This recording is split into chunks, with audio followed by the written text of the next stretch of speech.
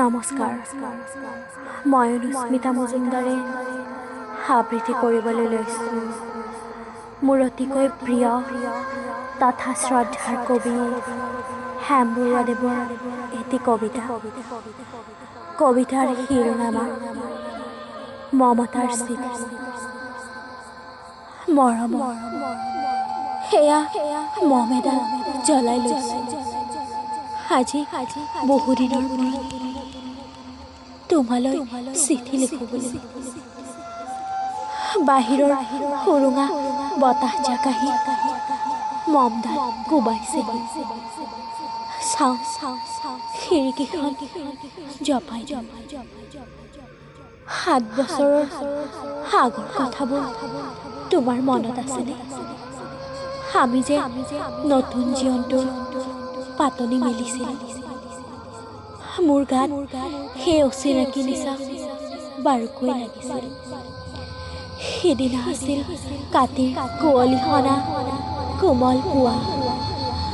পদূলিত তলসৰা শেৱালিবোৰ উপচি আছিল আৰু সন্ধিয়া মই তোমালোকৰ ঘৰলৈ নকৈ আহিব দিনা আকাশৰ মেঘৰ মোহনা হালধীয়া জোনটো নাওখন লৈ আমাক যে ৰিঙিয়াই মাতিছিল তৰাৰ দেশলৈ।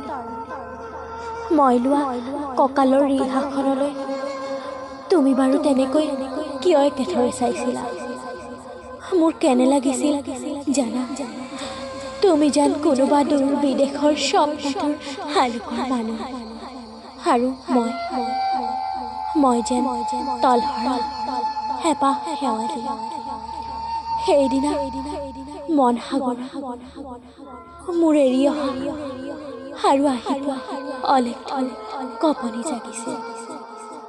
তোমাৰ জানো সেইবোৰ কথা মনত নাই? আমাৰ দেউতাই যে চিঠি লিখিছিলে, আই তই নতুন ঘৰত হাঁহি মাতি থাকিবি। এইবোৰ 7 বছৰৰ আগৰ কথা।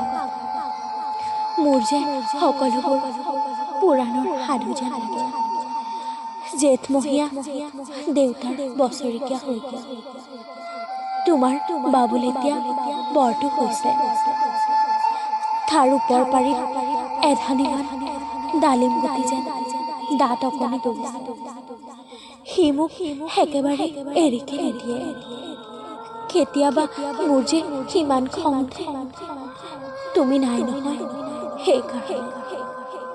সি বাৰু মোৰ বগা হাতযোৰলে এনেদৰে তধা লাগি চাই থাকে কিয়?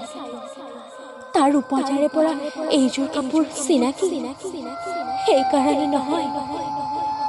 বাবুল এতিয়া বৰটো হৈছে বুজিছা, আৰু ডাঙৰ হ'লে স্কুলত তাক নাম লগাই দিম।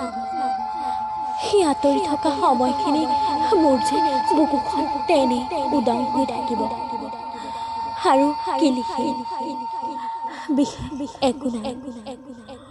মোৰে শপত, তুমি যিদিনা উলটি আহিবা মোক আগতীয়াকৈ জনাবলৈ নাপাহৰিবা দেই।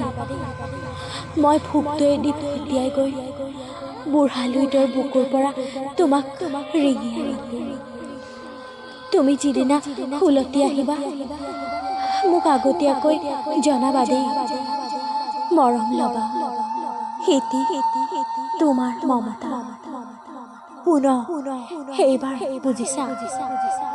মাঘৰ মেজিৰ জুইকুৰা বৰ ৰঙাকৈ জ্বলিছিল।